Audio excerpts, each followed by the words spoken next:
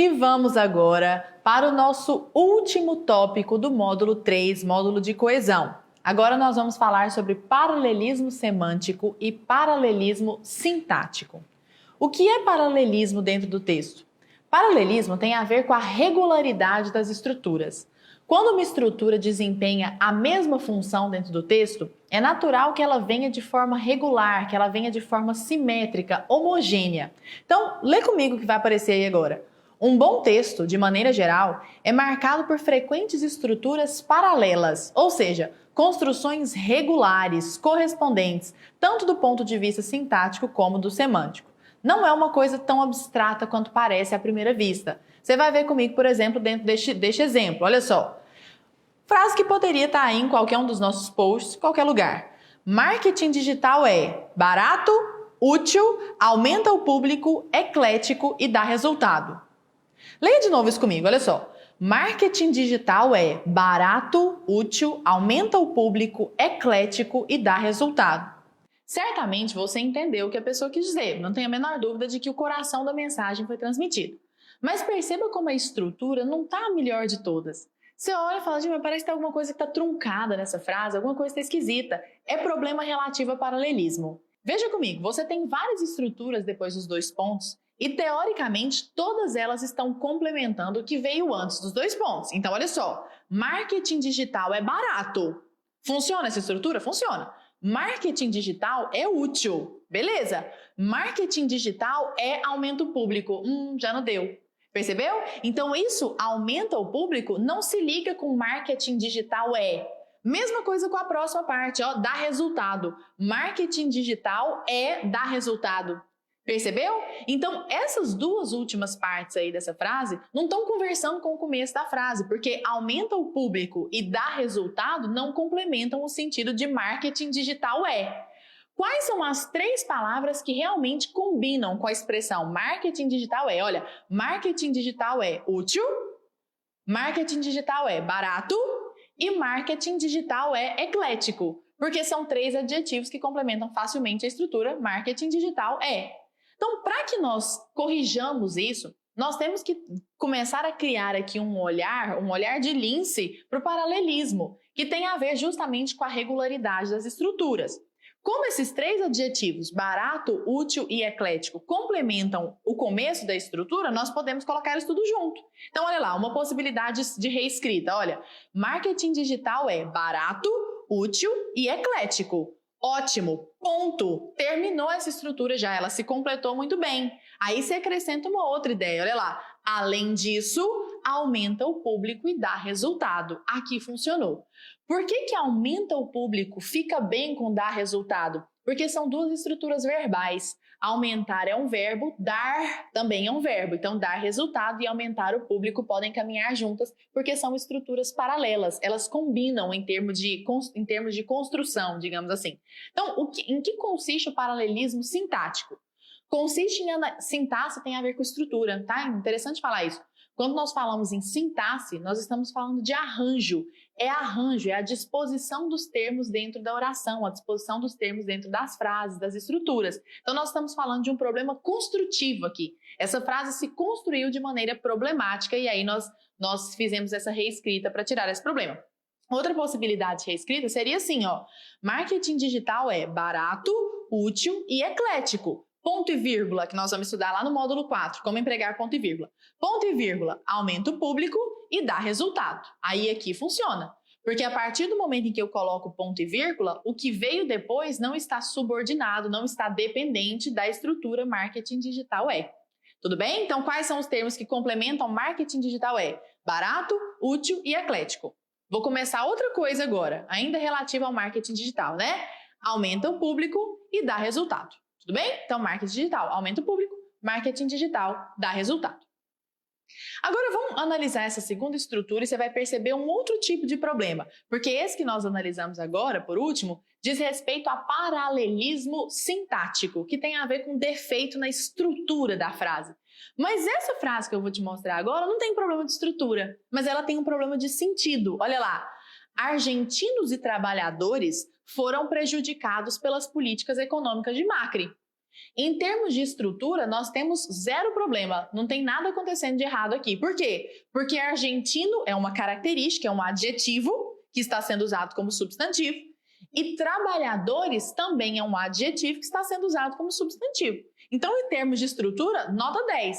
O problema é, quando você pensa no sentido, você pensa, gente, mas será que essa pessoa não está falando dos trabalhadores argentinos? Então, quando a gente fala argentinos e trabalhadores, parece que são dois grupos diferentes. Um grupo de argentinos e um grupo de trabalhadores. Mas os trabalhadores pertencem ao grupo de argentinos. Percebeu? Esses argentinos que foram prejudicados pelas políticas econômicas de Macri. É a mesma coisa de você falar assim, ó, sei lá, as pessoas e as crianças têm esperança no futuro. As pessoas e as crianças. Poxa vida, mas crianças são pessoas também. Então, as pessoas e as crianças, fica parecendo que você está trabalhando com dois grupos distintos. É exatamente o que está acontecendo aqui. Logo, o que nós temos não é um problema estrutural no que diz respeito à sintaxe, à construção, mas um problema de ordem semântica. Lembrando que semântica significa sentido, né? É um problema de ordem de sentido. Como nós poderíamos fazer a reescrita dessa oração? Olha, argentinos, especialmente trabalhadores, foram prejudicados pelas políticas econômicas de Macri. Por que funciona?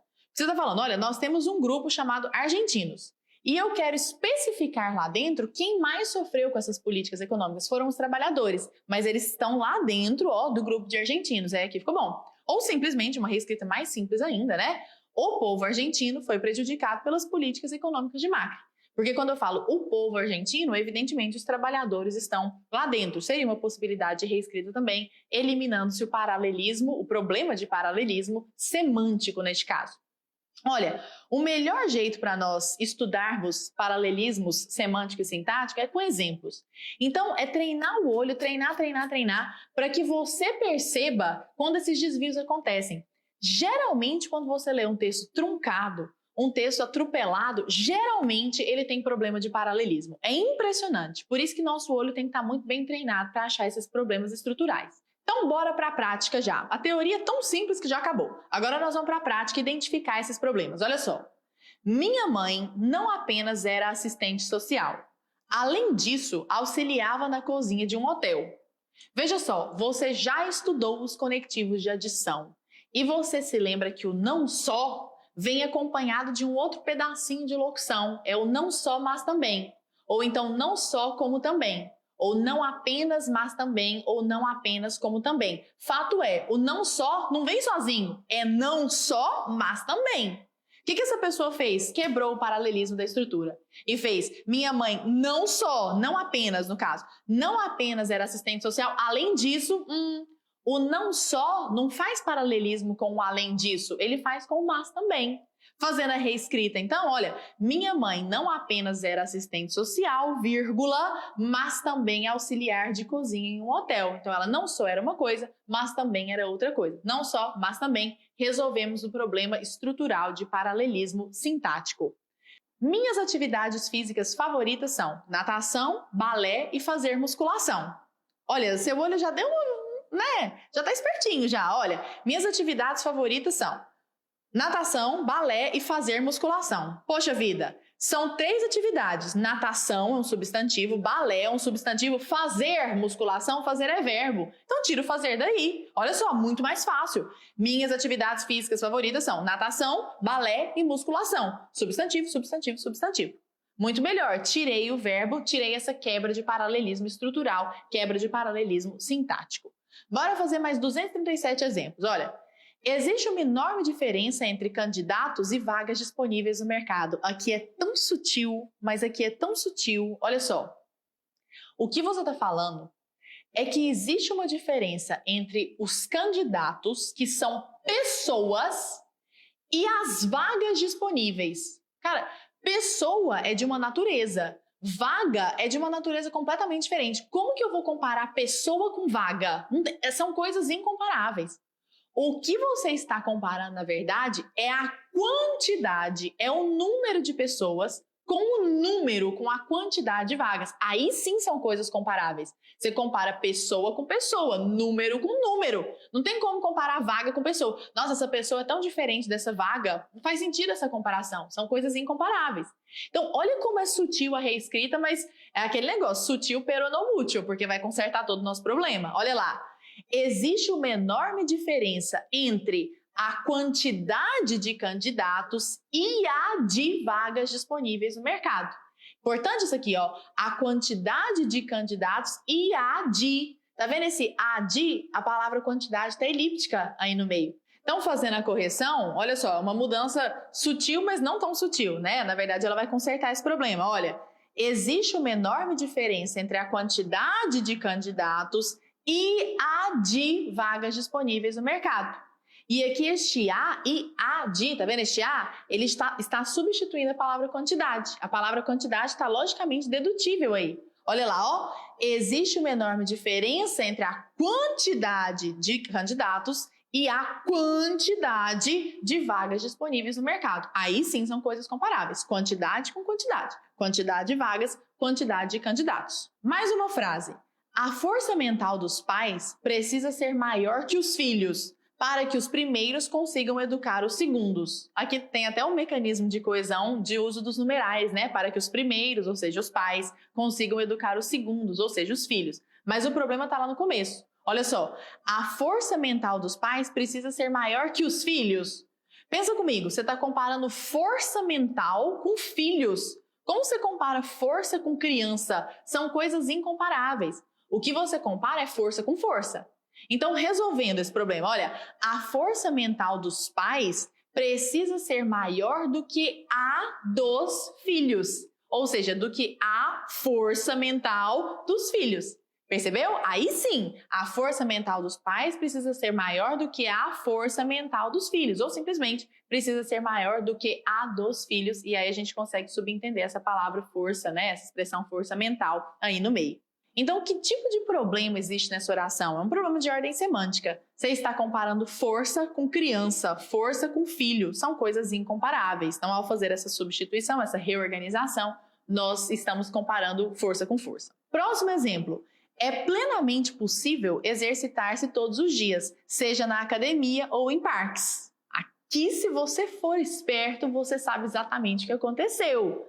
Aqui está acontecendo o que nós chamamos de quebra de paralelismo das conjunções alternativas.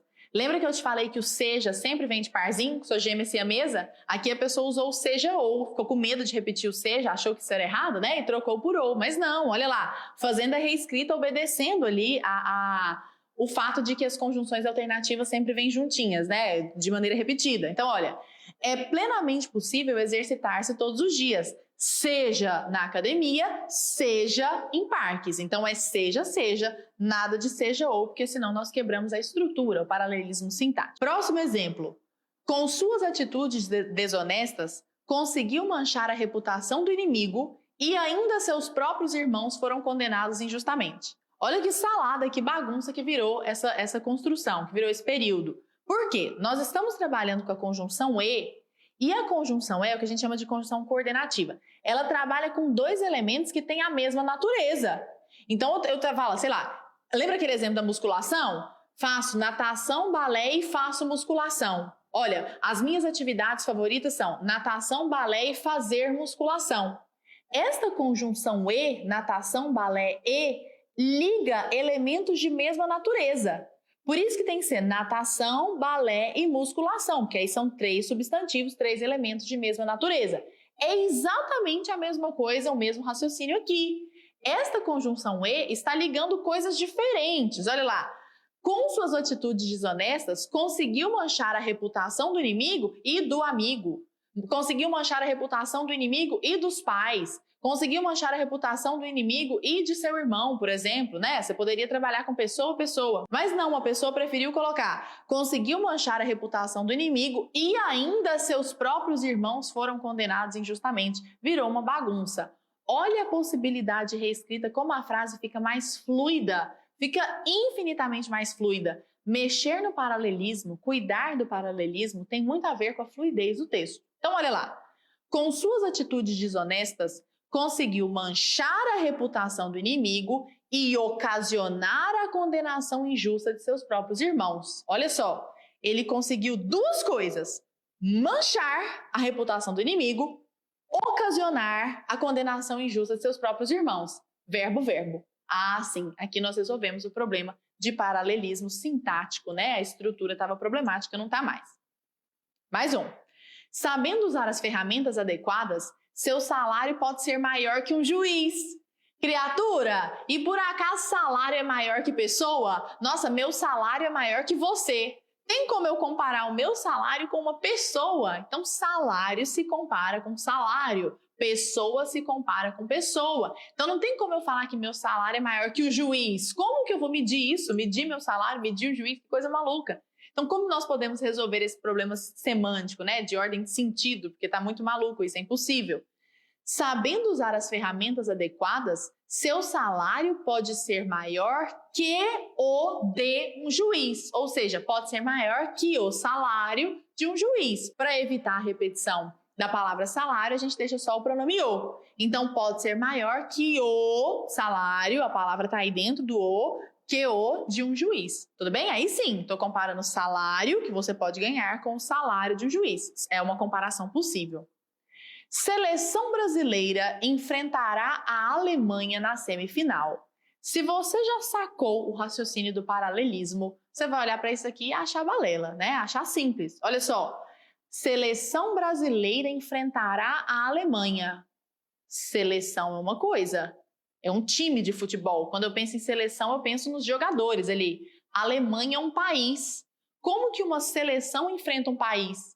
Seleção enfrenta seleção. País enfrenta país. Ah, então vamos consertar. Olha, seleção brasileira enfrentará a alemã, ou seja, a seleção alemã, na semifinal. Ou simplesmente, Brasil enfrentará a Alemanha na semifinal. Brasil, país, Alemanha, país. Seleção brasileira, seleção alemã. Aí são coisas compatíveis entre si. Resolvemos o problema. E por fim, uma observação muito interessante. Existem jeitos e jeitos de você manipular a língua portuguesa a seu favor. E um desses jeitos é subverter a norma. Mas olha só que coisa mais irônica, né? Para que você subverta a norma, para que você vá contra ela, você precisa conhecer a norma. Porque aí você vai subvertê-la exatamente onde você sabe que isso pode acontecer, de maneira estratégica. Um dos jeitos de você subverter a norma, de você ir contra o que teoricamente é o correto, digamos assim, e alcançar um efeito de estilo, é quebrando o paralelismo. Quebrar o paralelismo pode ajudar a fazer isso. Então, veja um exemplo aqui. O exemplo mais famoso, talvez o mais de livro mesmo, eu vou trazer aquele exemplo clássico, depois eu trago outro interessante também. Mas lá em Memórias Póstumas de Brás Cubas, quando o Brás Cubas está falando da Marcela, que é uma cortesã que ficou com ele durante o período durante o qual ele tinha dinheiro, né? Ele fala assim, ó, Marcela amou-me durante 15 anos e 11 contos de réis. Olha a sutileza de um negócio desse. Marcela amou-me durante 15 meses e 11 contos de réis. É claro que essas são coisas incomparáveis. 15 meses é tempo, 11 contos de réis é dinheiro. Como que você coloca dinheiro e tempo na mesma balança, como se fossem a mesma coisa, a mesma medida? É impossível. Mas o que ele quis dizer com isso? Ela só me amou durante 15 meses, porque foi durante esse tempo que o meu dinheiro durou, né? E ela só estava comigo por dinheiro. Então ele obteve esse efeito estilístico aí por meio dessa ironia. Outro exemplo para nós finalizarmos essa parte, uma frase de Nelson Rodrigues. O Nelson Rodrigues era mestre em fazer isso que a gente chama de aforismos. São essas frases de muito efeito, são frases muito concisas que exploram o máximo de significado com o mínimo de palavras, e ele era extremamente provocativo, né? O Nelson Rodrigues era muito provocativo. E ele falou o seguinte sobre as mulheres: ou a mulher é fria ou morde. Sem dentada não há amor possível. Falando que nós mulheres não temos meio termo, né? Que nós somos intensas, profundamente intensas, ou nós damos tudo ou não damos nada. Então ele diz, olha, acompanha comigo. Ou a mulher é fria ou morde. Sem dentada não há amor possível. Ei, quando eu falo ou a mulher é fria, essa estrutura é completamente incompatível com ou a mulher morde, tanto do ponto de vista semântico como do ponto de vista sintático. Em termos de sentido, eu estou falando de uma característica da mulher. É fria, então ser fria. Fria é um adjetivo. Morde é um verbo. Então, estruturalmente, eu estou trabalhando com um adjetivo fria e com o verbo morder como núcleo dessas duas estruturas. Olha só, totalmente incompatível. Além do que, do ponto de vista semântico, do ponto de vista de sentido, eu estou trabalhando com uma característica que é fria, né? E estou trabalhando com uma ação que é a ação de morder. Ou seja, são duas coisas completamente incompatíveis, tanto do ponto de vista sintático como do semântico. Mas aqui faz sentido. Ele obteve um efeito estilístico, né? Ele queria justamente trazer aí essa provocação. Aonde eu quero chegar com isso, né? E aqui é aonde, porque quem chega, chega a algum lugar, como nós comentamos agora há pouco. Aonde eu quero chegar com isso? Conheça as normas. Porque uma vez que você conhecer a norma, uma vez que você souber as engrenagens da língua portuguesa de forma tal que você se sinta confortável com essas engrenagens, você consegue mudá-las. Você consegue dar uma turbinada no seu carro, você consegue trocar uma correia de lugar, consegue colocar um motor aqui e ali. Por quê? Porque você conhece. Só que você só consegue mexer com propriedade se você conhece. Você só consegue romper o paralelismo de maneira estilisticamente interessante se você conhecê-lo em sua essência.